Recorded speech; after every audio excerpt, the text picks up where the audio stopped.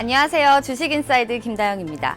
자, 오늘은 김재윤 전문가와 함께 국민 바이오주죠. 신라젠 종목에 대해서 분석하는 시간 가져보도록 하겠습니다. 먼저 전문가님과 인사 나눌게요. 안녕하세요. 안녕하십니까. 네, 반갑습니다.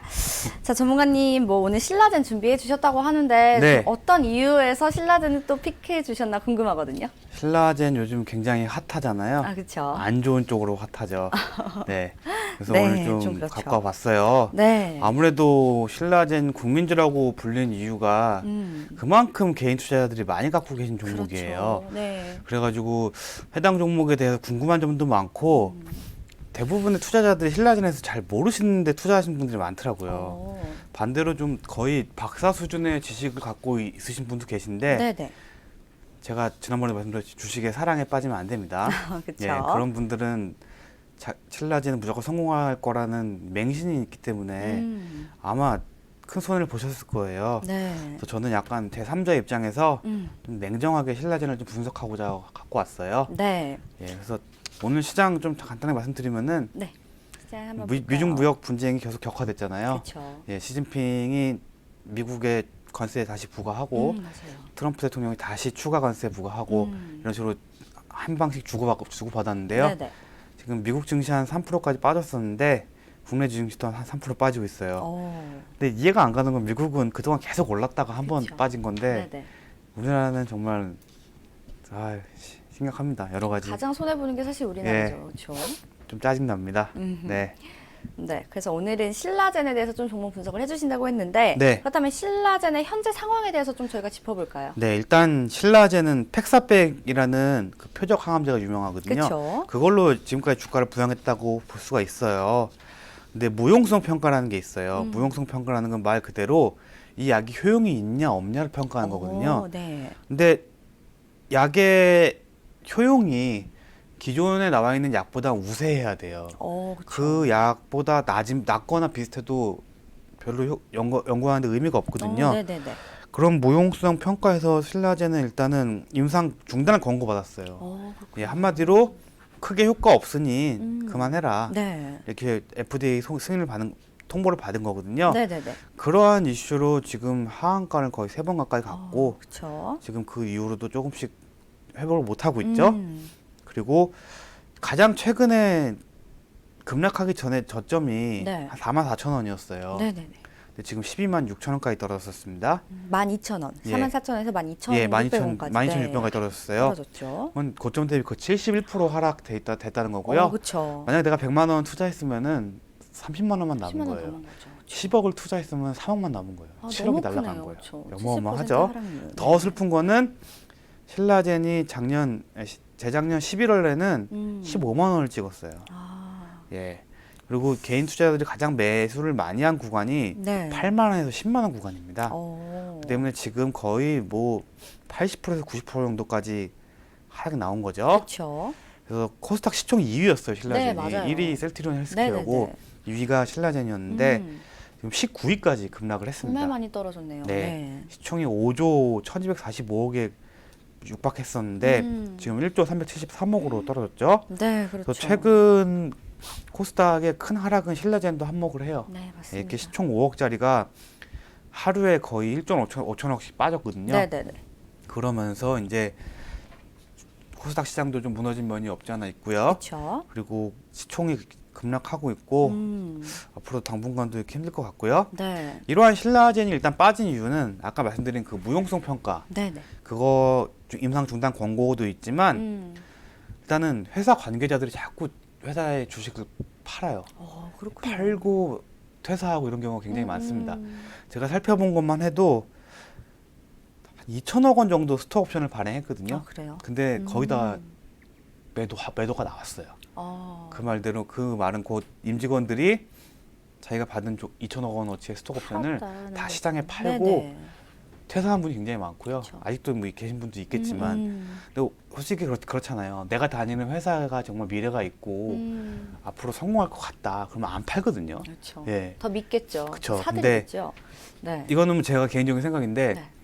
근데 자꾸 그 직원들이 자꾸 그걸 현금화시키고 팔아요. 막 1인당 40억, 50억씩 팔고 벌고 그랬어요. 네네. 근데 그런 사람들 입장에서는 그게 더 성공할 거라고 확신이 있다면은 더 보유를 하고 더 사거나 그렇죠. 그렇게 할 텐데 네네. 오히려 팔았다는 거는 어느 정도 결과를 예상하고 있었지 않나. 어. 근데 거의 뭐 이런 거는 제가 봤을 때 뭐 내부자 거래까지는 아니지만 정말 좀 안 좋은 것 같습니다. 왜냐면은 네. 그분들은 어느 정도 결과가 좋지 않을 거란 걸 알고 있었기 때문에 계속 팔았다는 거죠. 네네. 뭐 이사, 상무 이렇게 관련 대주주까지 계속 매도를 했기 때문에 네네. 투심은 분명히 안 좋아져 있었어요. 그쵸. 보면은 예, 작년 9월에 단기 고점 10만 원 찍은 이후로 네네. 8만 원, 6만 원, 4만, 5만 원, 4만 원, 네. 그리고 지금 만 원까지 내려오게 됐죠. 결국은 올라갈 수 있는 모멘텀에서도 못 올라갔어요. 네. 이게 왜냐하면 계속 관계자들 주식 나오기 때문에 그런 거고요. 그렇죠. 그리고 전환가액 조정이라 그래가지고 신라제는 주로 그 매자닌 즉 그 자금 조달을 채권 쪽으로 자금 조달을 많이 했어요. CB 전환사채 쪽으로. 네네. 예, 컨버터블 본드 CB 전환사채로 많이 전환했기 때문에 네네. 이러한 전환사채는 그 행사가액을 조정할 수가 있어요. 주가가 떨어지면 그만큼 낮춰서 주식수를 늘릴 수가 있습니다. 그런 전환가액 조정을 계속하면서 네. 계속 물량 부담이 된 거예요. 추가로 상장될 수 있는 물량이 계속 늘어나는 거죠. 그렇죠. 그래서 기존 주가에 희석할 수 있는 영향 때문에 이러한 좀 뭐 농담삼아 신라젠 좀 싫어하시는 주주들은 전환젠이라고 할 정도로 전환진이라고 예. 이름 붙일 정도로. 예, 네. 근데 대부분의 바이오 회사들이 전환사채를 많이 발행하긴 해요. 그렇죠. 아무래도. 예, 근데 주가가 오르면 상관없는데 이렇게 계속 빠지게 되면은 계속 주식수만 늘어나게 되고 네네. 전환사채 전환가액 조정만 계속 하게 되거든요. 그러면 이렇게 언제 나올지 모르는 물량에 대한 오버행 이슈 이런 거에 대한 부담도 굉장히 크고요. 네. 그리고 일단 급락 이후에 아직까지 반등은 나오지 않고 있어요. 그쵸. 예, 지난번 목요일, 금요일 날 한 10% 정도 반등이 나왔다고는 하지만 네네. 지금 거의 뭐 7, 80% 빠진 주가에서 이 정도는 정말 간의 기별도 안 오는 수준이고 반등이라고 할 수도 없고요. 네. 또 현재 또 5% 정도 하락하고 있죠. 그렇죠. 때문에 일단은 당분간은 횡보할 것 같아요. 네네네. 그래서 일단 시장 바이오 제약 쪽 투심이 워낙 안 안 좋잖아요. 좋죠. 뭐 코오롱 생명과학 티슈진 같은 경우에는 뭐 성분은 바뀌었지만 약 효과에는 문제가 없다. 네. 이렇게 미국의 저명한 학자들이 학술지에 올리면서 반등하는 모습을 보였지만 그조차도 지금 코오롱 생명과학 보면은 이러한 뉴스로 8월 22일 날 상한가를 갔고 네네. 그 다음날 27%까지 올랐지만 다시 조정을 받는 모습이죠. 네, 그렇죠. 그 이유는 일단은 논문은 나왔지만 아무래도 임상을 다시 재개한다거나 FDA에서 다시 승인하겠다거나 이러한 게 필요해요. 근데 내 생각에는 국내 식약처가 너무 약간 경솔하지 않았나 싶어요. 예, 왜냐하면 이러한 글로벌한 약을 개발했으면은 성분이 바뀌면 바뀐 성분이 안전한지 유해한지 그걸 따져야 되는데 아, 성분이 바뀌었다는 이유 하나만으로 약효를 없애버린다는 건 말이 안 된다고 생각하고요. 네네네. 그거에 대한 기준을 다시 세워가지고 다시 시작할 수 있도록 좀 도와줘야 할 필요가 있는데요. 네네. 모르겠어요. 코오롱은 뭔가 밑보였나 봐요. 정부에. 약간 그런 느낌을 지울 수가 없어요. 예, 약간 표적 수사된 느낌입니다. 네네. 예, 그렇기 때문에 좀 신라젠도 이거와 마찬가지로 코오롱 티슈는 지금 거래 정지됐지만 네네. 일단 코오롱 생명과학 같은 경우에도 그런 악재들을 먼저 막고 나왔잖아요. 그렇죠. 이 종목도 9만 원에서 만 원까지 떨어진 종목이죠. 때문에 이제 반등 나오는 기사가 충분히 나오면은 강력하게 반등이 한번 나올 수도 있습니다. 있기는. 네. 하지만 그 신라젠 같은 경우는 기술 상장 업체예요. 기술 특례 상장. 그렇죠. 일반적인 상장한 게 아니라 네. 보통 기술주나 이런 제약 바이오주들이 기술 특례 상장을 하게 되거든요. 이러한 종목들은 이제 뭐 회계적 부정적 이슈라 뭐 분식회계라든가 네. 아니면 횡령, 배임 이런 거나 아니면 법률적 이슈, 뭐 고소를 당했다든가 네. 아니면 대규모 소송에 임박했다든가 이러한 이슈가 있기 전까지 상패는 되지는 않아요. 적어도. 앞으로 한 2, 3년 동안 상패는 되지 않습니다. 네. 2, 3년 뒤에는 감사 보고서 나온 거에 따라서 관리 종목 지정이 가능해요. 때문에 아직까지 상패까지는 걱정하실 필요는 없다. 네. 그렇기 때문에 그러한 점을 걱정 안 해도 되는데 그거보다 더 무서운 게 상패가 되지 않더라도 당분간 주가 회복하는 게 굉장히 힘들어 보인다는 거죠. 그렇죠. 네. 신라젠의 현재 상황에 대해서 좀 저희가 구체적으로 알아봤는데요. 네. 자, 앞서서 전문가님이 좀 언급을 해주셨다시피 네. 신라젠 하면 뭐 팩사백 하면 신라젠 할 만큼 대표적인 항암 치료제잖아요. 네. 자, 신라젠의 팩사백이 뭔지에 대해서 좀 자세하게 알아보면 좋을 것 같거든요. 네, 일단은 신라젠 홈페이지를 한번 들어가 볼게요. 네. 사이트 한번 띄워놨는데요. 잘 만들어놨죠? 한때 움직이는 영상. 한때 시총 네. 5조를 육박한 회사로서 이게 전에 홈페이지 굉장히 허접했었거든요. 굉장히 고급스럽네요. 네, 좀 잘 네. 만들었는데 지금 보면은 팩사백 파이프라인을 보면은 네. 두 개밖에 없어요. JX594, 네. 팩사백, 네. 그다음에 JX900 네. 시리즈. JX900은 지금 신약을 만드는 약이에요. 네네. 새로 신약 물질 후보들을 추출하고 있는 단계이기 때문에 아직까지는 이름이 그쵸. 구체적으로 뭐 정해진 그쵸. 건 없는 거죠. 그렇죠. 900 시리즈라고 하는데 네네. 지금 970이 그나마 조금 빨리 나가고 있긴 한데 지금 뭐 보시면은 이것도 마찬가지로 팩사백 기반해서 약간 변형을 만들어서 하는 바이러스 제예요. 네네. 그래서 아직까지는 기대할 만한 게 못 됩니다. 예, GX900 시리즈 같은 경우에는 적어도 앞으로 5년에서 7년까지 걸리기 때문에 그쵸, 오래 걸리겠죠. 예, 지금 너무 그렇게 기대할 필요가 없고요. 네네. 팩사백, JX594 네. 예, 보시면은 우두 바이러스를 유전자 제조합하여 네네. 암세포만을 선택적으로 공격하는 기전. 음. 말 그대로 표적 항암제라는 얘기거든요. 네네네. 표적 항암제라는 거는 모든 암은 공통적인 암이지만 그렇죠. 암의 종류가 다 틀리잖아요. 뭐 맞아요. 후두암, 뭐 신장암, 뭐 간암, 간암, 위암, 뭐 폐암, 다르죠. 그렇죠. 다 틀리죠. 네. 표적 항암제라는 거는 특정한 암 세포에 대해서 그 세포만 공격하는 항암제를 항암제라고 해요. 일반 항암제는 모든 암 치료에 들어가는 걸 일반 항암제라고 하고요. 네네네. 표적 항암제는 말 그대로 약간 특정 암에 대해서만 기능을 가지는 항암제를 표적 항암제라고 해요. 네. 그래서 이런 표적 항암제가 굉장히 단가가 비싸요. 그렇군요. 그래서 그만큼 수익성도 좋은 편이거든요. 음. 때문에 우두 바이러스라는 거는 여러분 천연두 아시죠? 천연두. 예. 알죠. 그 옛날에 호환 마마 전쟁 네. 같이 가장 그 무섭다고 비디오 테이프 하죠. 앞에 나왔던 네, 마마가 있죠. 바로 그 천연두예요. 그래요. 곰보병이라고 하죠. 흉터가 좀 남는 그렇죠. 그런 게 천연두를 있죠. 아는 분들은 곰보를 남기게 되고요. 심한 경우 죽는 경우도 있어요. 그렇군요. 이러한 천연두를 소에서 발생한 거거든요. 어. 근데 그 소에서 발생한 거를 소에서 바이러스를 백신을 키워가지고 네. 천연두를 극복을 했어요. 그게 음. 영국의 제너의 종두법이라고 하죠. 네네. 예. 그래서 천연두는 극복이 됐죠. 근데 한국 같은 경우에는 지석영 박사가 옛날에 네. 예, 종두법을 한국에 들어와서 천연두를 그쵸. 극복을 했죠. 그래서 그러한 우두 바이러스, 네네. 예, 천연두 바이러스를 변형을 해가지고 오. 예, 약간 이제 약용 기전을 만들게 한 약이에요. 네, 그렇게 변형해서 예. 표적 항암제로 만든 그렇죠. 게 팩사백인 거죠. 그래서 지금 간악 표적 항암제 중에 넥사바라는 게 좀 나온 지 오래된 게 있어요. 네네네. 거의 유일한 간암 표적 항암제거든요. 네네. 근데 이런 넥사바가 부작용도 좀 많고 이렇게 효과가 있긴 있는데 일부 환자한테만 효과가 있어요. 효과가 없는 환자들이 꽤 있어요. 그래요? 그래서 그러한 시장을 노린 게 팩사백이고요. 음. 근데 실제로 글로벌 이상을 진행했어요. 제네렉스라는 회사가 네. 미국 회사거든요. 근데 그 회사를 신라젠에서 인수하면서 팩사백 기술을 갖고 왔고 그걸로 이제 삼상을 실험한 거거든요. 근데 2015년에 FDA 삼상을 일단 허가를 받았어요. 네. 그때 15년에 허가를 받으면서 상장을 했죠. 그렇죠. 그러면서 그때도 주가가 그렇죠. 엄청 컸죠. 10,000원에서 15만 원까지. 몇 15배. 15배인 거죠. 예, 네. 거의 1년도 안 돼서 6개월 만에 15배를 올랐죠. 제약 바이오의 시대였죠. 그렇죠. 그때 그렇죠. 거의 전설적인 상승을 보여줬고요. 네네. 그 이후로는 추가적인 이제 이슈가 없고 삼상 연기되면서 네네. 최근 무용성 평가에서 중지 권고를 받으면서 하락이 나왔죠. 네네. 예, 그리고 보면은 일단 삼상 실패 이후에 약효에 대한 재입증에 지금 최선을 다하고 있어요. 네. 당분간은 신뢰 회복이 굉장히 어려울 거로 보여져요. 왜냐하면 일단 삼상에서 미끄러웠다는 얘기는 바로 삼상에 올릴 수 있는 게 아니라 네. 그만큼 좀 시간이 걸리고 노력이 필요하거든요. 그렇죠. 그래서 일단은 표적 항암제로서는 일단 기능을 포기해야 돼요. 그래서 신라젠에서 지금 밀고 있는 게 네.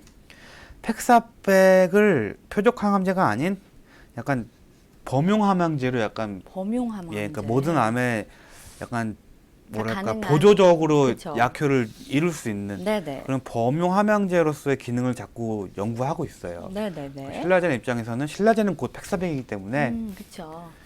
오히려 팩사백은 포기 못 하고 있고요. 그 때문에 지금 그러한 다른 암들, 뭐 신장암, 대장암 이러한 암들에서 지금 일상에서 이상 진행 중인데 네네.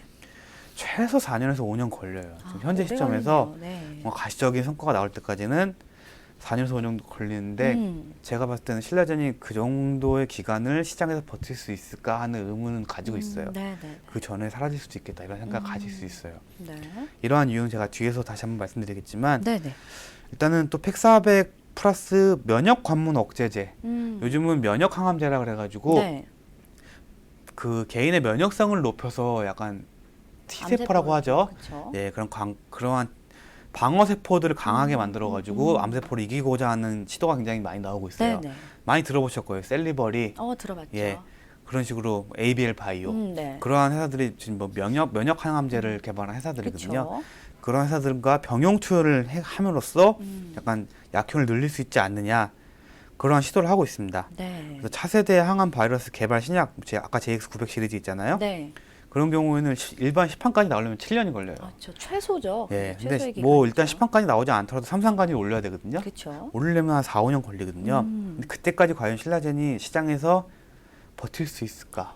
이런 항암제의 문제는 일반 신약 같은 경우에는 유지비가 그렇게 많이 안 들어가요. 근데 이런 항암 신약은 정말 돈이 어마어마하게 들어갑니다. 그렇죠. 예, 임상 환자들 관리하는 거나 네. 그 환자들 트레이스 하는 거나 그런 병원이나 의학계 쪽에 로비나 뭐 네. 로비라고 하면 좀 웃기긴 한데 연구자금 대주고 약간 네. 그러한 실험 결과 발표하고 그런 거에 대한 자료를 요구하기 위해서 굉장한 돈이 필요해요. 네네. 그래서 그런 거에 대한 이제 신라젠의 위기를 좀 살펴보도록 할게요. 네. 네. 신라젠 위기인 이유에 대해서 좀 꼼꼼하게 예, 볼까요? 신라젠 위기인 이유 제가 아까 말씀드렸던 신라젠은 네. 메자닌 펀드 메자닌이 이탈리아어로 말하면 계단이란 뜻이에요. 계단. 예. 그래서 메자닌이라는 거는 자금 조달 방법을 얘기하는 건데요. 네. 주로 약간 대체 펀드, CB, EB, 네. 그다음에 뭐 교환 사채라고 하죠, BW. 이러한 약간 신주 인수권을 가진 사채 그렇죠. 그런 투자를 메자닌 투자라고 해요. 네네. 많은 투자 조합들이 작년에 메자닌 투자를 어마어마하게 하면서 이제 메자닌 붐이 일었고요. 네네. 한때는 자산운용사에서 메자닌 전문가들을 굉장히 우대했어요. 그렇죠. 근데 지금 상황은 다 망했습니다. 네. 그렇군요. 왜냐하면 메자닌 투자들이 거의 다 바이오 벤처로 들어갔는데 네. 지금 주가가 바이오들이 다 60%, 70% 빠졌습니다. 그렇죠. 그 회사들은 이제 다 이제 미치는 거예요. 그러니까 메자닌 들어간 입장에서는 말 그대로 이자만 받아도 돼요. 주식으로 안 받고 네. 그냥 이자만 받고 원금 받아도 되는데 그 메자닌을 발행해 준 회사가 입장에서는 그 이자를 주기도 힘든 거예요. 차라리 주식으로 가져가라 이러고 싶은 거예요. 왜냐하면 돈을 넣어야 되니까. 네. 이자비가 또 높으니까. 그렇죠. 이자 대신 그냥 네네. 자기네 주식으로 주면 되는데 그렇죠. 대부분의 바이오 제약회사는 적자 회사들이잖아요. 돈을 꿨어요. 근데 그 돈을 다시 원금으로 주고 이자까지 줘야 돼요. 그래서 너네 차라리 주식으로 가져가라. 그래서 자꾸 전환가를 조정하는 건데 네네. 신라젠은 거의 4, 5천억을 메자닌으로 조달을 했어요. 예, 그렇기 때문에 자금 부담이 이루어지고 있고요. 네. 만약에 메자닌 들어온 기관 투자자들이 야, 니네 주식 필요 없으니까 나 니네 주식 회사 위험해 보여. 그냥 원금 갚고 이자 갚어. 이렇게 얘기가 나와버리면 신라젠이 지금 가용할 수 있는 현금 자산이 한 6천억 정도 된다고 해요. 그래도 네네. 많이 모아놨죠. 근데 만약에 메자닌에서 이거를 이제 갚으라 원금 상환에 대한 채무 그 변제가 계속 들어오게 되면은 네네. 못 버팁니다. 예. 그렇군요. 신라젠은 지금 현금으로 계속 2천억 이상 깔고 가야 되는데 네네. 아마 한 군데서 돈을 빼기 시작하면 다 빼게 되겠죠. 그렇죠. 그러면 한순간에 무너지게 됩니다. 그래서 그러네요. 지금 이러한 재무적 부담이 가장 큰 위기인 상황이에요. 네, 오히려 네. 뭐 3상 이상 이런 거 제쳐두고 재무적인 게 가장 그렇죠. 큰 지금 문제죠. 자금 조달에 대한 게 가장 큰 이슈예요. 네. 그래서 추가 자금에 대해서 조달을 할 수가 있어야 되는데 지금 신라젠에 투자할 만한 투자자가 없습니다. 추가 자금 조달이 그렇죠. 힘들고. 일단은 팩사백에 대해서 약간 효능이 약간 의심을 가는 상황에서 네. 누가 선뜻 신라젠에 수천억을 투자를 새로 할 수 있을까? 그렇죠. 그렇죠. 이런 거에 대한 어려움이 좀 위기인 상황이고요. 네네. 그리고 새로운 임상 결과나 새로운 기대가 3년 안에는 나오기 힘들어요. 네네. 그래서 이 안에 뭔가 계속 이슈를 만들어야 되는데 굉장히 힘든 상황이고요. 네네. 그리고 신라젠은 파이프라인이 다양하지가 않아요. 하나죠. 한미약품 같은 경우에 파이프라인이 거의 16개, 17개, 17개가 많죠. 있어요. 그쵸. 그래서 그 중에 몇 개가 실패해도 하나만 터져도 성공하거든요. 근데 신라젠 같은 경우는 파이프라인이 하나, 거의 팩사백 하나라고 보기 네네네. 때문에 정말 팩사백이 무너지면 신라젠이 무너지게 됩니다. 네. 그래서 정말 최악의 상황.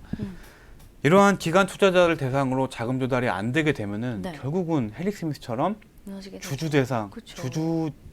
주주들 기존 주주들 대상으로 대규모 유상 중재를 할 가능성이 있어요. 유증이 또 이 말은 발생하게 즉 되겠죠. 돈을 갖고 올 데가 없으니 네. 너네 개인 투자자 주주들한테 고통 분담하자. 네. 주식 더 줄게. 이런 식으로 대규모 주상 중재가 나올 수가 있는데 네. 이런 경우는 정말 최악의 경우입니다. 그렇죠. 예. 지금 저희가 신라젠 위기인 이유에 대해서 좀 하나씩 살펴봤는데요. 그렇죠. 그렇다면 많은 투자자분들이 지금 신라젠 또 보유하고 계시거든요. 네. 신라젠이 무너지지 않는 이유도 좀 막강할 것 같아요. 예, 일단은 당분간 무너지지 않을 것 같은 이유는 네. 그동안 투자된 자금이 워낙 많기 때문에 이러한 투자자들을 갖고 있는 자금을 갖고 있는 자금줄들이 거의 다 큰 손이나 그 약간 기관 투자자들이 많아요. 물론 많이 빠져나갔겠지만 네. 일단은 매자닌 투자로 들어온 분들은 아직까지 많이 갖고 있기 때문에 어느 정도 주가가 올라가길 바랄 거고 네. 신라젠의 성공과 둘째치고 일단 단기적으로 주가 부양을 추구할 가능성이 매우 큽니다. 네. 그렇기 때문에 과감한 손실 처리를 하면은 증권사 입장에서는 엄청나게 손실이 크거든요. 네. 거의 몇백억, 몇천억 규모의 손실이 나기 때문에 오히려 추가적으로 자금을 더 쏟아부을 가능성이 있어요. 공격적으로. 그렇죠. 그리고 앞으로 신약 개발보다는 여러 뉴스와 이슈로 약간 의도적인 주가 부양할 가능성도 있습니다. 왜냐하면 자신들이 좀 탈출하기 위해서 예, 주가를 부양할 가능성이 있고요. 그다음에 공매도 양이 어마어마하거든요. 네. 그래서 공매도가 아직 다 청산이 안 됐어요. 아무래도 이제 조금씩 올라가기 시작하면 공매도들도 어느 정도 이제 매도를 할 것 같기 그쵸. 때문에 쇼커버리지 나오면서 조금 상승할 가능성이 있다는 거죠. 그리고 제약 바이오 업계에 좀 다시 한번 훈풍이 분다면은 네. 투심 정체가 좀 회복이 된다면은 그래도 어느 정도 회복은 가능하지 않을까 생각을 하고 있어요. 네. 그래서 그렇죠. 지금 삼상을 진행 중인 뭐 메디포스라든가 헬릭스미스, 메종과 같은 회사들이 좋은 결과를 낳게 되면은 신라젠도 다시 한번 가능할 수 있다. 이런 심리가 시장에 묻어들면서 네. 어느 정도 반등이 나올 수 있다고 보고 있고요. 네. 예, 마지막으로 기존 주주들의 대응 방안을 좀 말씀드리고 싶어요. 네. 가장 궁금해하실 것 일단은 같아요. 제가 진짜 현실적으로 말씀드릴게요. 네. 현실적으로 말씀드리면은 기존 저점이었던 5만 원, 네. 그다음에 8만 원, 15만 원 절대 다시 돌아오지 않습니다. 네. 그렇군요. 지금 신라젠에 대한 눈높이를 굉장히 낮추셔야 돼요. 현실적으로 어느 정도까지 보면 될까요? 그 제가 봤을 때 현실적으로는 일단 2만 5천 원, 3만 원 부분까지는 맥시멈으로 가능할 것 같아요. 맥시멈으로. 예, 이게 작게 보일지 몰라도 맥시멈으로 잡은 게 2배예요. 그쵸. 100%란 지금의 말이죠. 2배죠. 네. 그렇죠. 그렇기 때문에 제가 봤을 때도 후하게 쳐드린 거예요. 근데 충분히 그 정도까지는 가능하지만 네네. 그 이후로는 현실적으로는 지금 회복할 가능성이 없어요. 정말 팩사백이 뭐 대장암이라든가 이런 암에서 정말 삼상까지 가고 정말 생각보다 효과가 있다. 네. 뭐 이상이 뭐 다시 한번 진행하면서 삼상 다시 한번 시도한다. 이런 뉴스가 나오면 다시 5만 원까지 가능하겠지만 네네. 그러한 뉴스 없이 현재적인 상황에서는 맥시멈이 2만 5천 원, 3만 원을 보고 있습니다. 그렇기 네. 때문에 제가 아까 말씀드렸다시피 상장 폐지는 안 될 거라고 했잖아요. 네. 그래서 정말 비중이 어느 정도 감당할 수 있는 수준이라면은 13,000원에서 15,000원 사이에 네. 추가적으로 비중을 좀 맞출 필요가 있어요. 그래서 만약에 내가 한 8만 원대 주주다, 그러면 15,000원대 주주에서 비중을 좀 더 부과를 하게 되면은 네네. 적어도 비중을 한 4만 원대까지 맞출 수 있거든요. 그러면은 좀 어느 정도 올라오면 정리할 때 그 손실을 최소화할 수 있죠. 그렇죠. 그래서 지금 현재 추가 악재는 나오기 힘들어요. 추가 악재 나올 수 있는 게 딱 하나예요. 주주 대상 유상 증자. 아까 말씀하셨던. 근데 너무 큰 악재이기 때문에 그쵸. 근데 아마 하지는 않을까 싶어요. 아직까지 돈이 있기 때문에 네. 이러한 악재가 다 나왔기 때문에 지금 현 구간에 좀 매수하다고 보여져요. 네. 데드캣 바운스라는 말이 있죠. 죽은 고양이도 한번 튄다는 말 네. 때문에 신라젠은 분명히 기술적 반등으로 크게 한번 반등이 나올 상황입니다. 그래서 보유 주주라면은 물타기를 해서 네. 어느 정도 올라오면은 그때 정리하는 전략이 필요하고요. 네. 비중이 크면은 힘들어요. 그렇죠. 비중이 크면은 추가로 물타기할 여력도 없으실 테고 네네. 그런 경우에는 제가 말씀드렸을 때 3만 원 정도까지 올라오면은 거기라도 만족하면서 매도하시는 게 필요합니다. 네. 그리고 신규 주주면 지금 약간 들어갈 만하고요. 오. 비중 좀 작게 해가지고 네. 기술적인 반등이 분명히 나올 때가 됐거든요. 한 15%에서 20% 정도 한번 나올 때가 됐어요. 네. 그때 과감하게 매도하시고 단기적 반등만을 노리시고 나오는 게 좋습니다. 네. 네. 신라제는 좀 어디까지 가격이 갈지 목표가를 좀 정확하게 받으시고 나서 좀 접근을 하시는 게 굉장히 중요할 것 같습니다. 오늘은 김재현 전문가와 함께 신라젠에 대한 자세한 이야기들 나눠봤습니다. 도움 말씀 주신 전문가님께 인사드릴게요. 감사합니다. 감사합니다. 네, 생방송으로 진행된 주식인사이드 저희가 준비한 순서는 여기까지입니다. 좀 더 다양하고 알찬 정보 받기 원하신다면 저희 ITBC 스탁으로 연결해 주시면 저희 상주에 계신 전문가들이 언제든지 여러분께 오픈돼서 연락드릴 테니까요. 많은 문의와 관심 부탁드리겠습니다. 저는 잠시 후 이어지는 오감만족으로 다시 인사드리겠습니다. 시청해 주신 여러분 고맙습니다.